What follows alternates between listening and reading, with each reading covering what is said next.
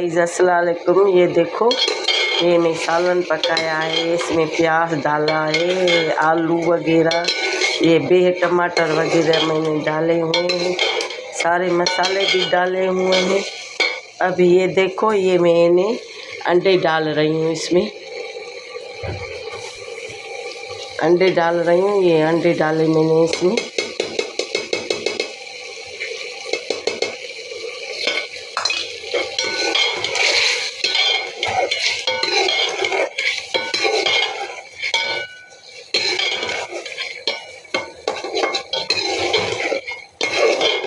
ये मैं इसको भून रही हूँ। जैसे ही भून जाएगा, इसमें थोड़ा सा पानी डाल के छोड़ दूँगी।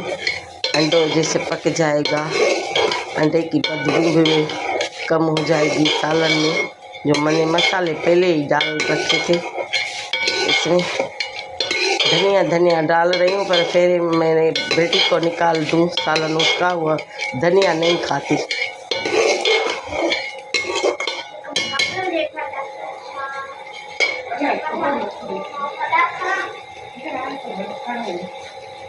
तो चैनल को लाइक करें, शेयर करें, कमेंट करें, तो आपकी मेहरबानी।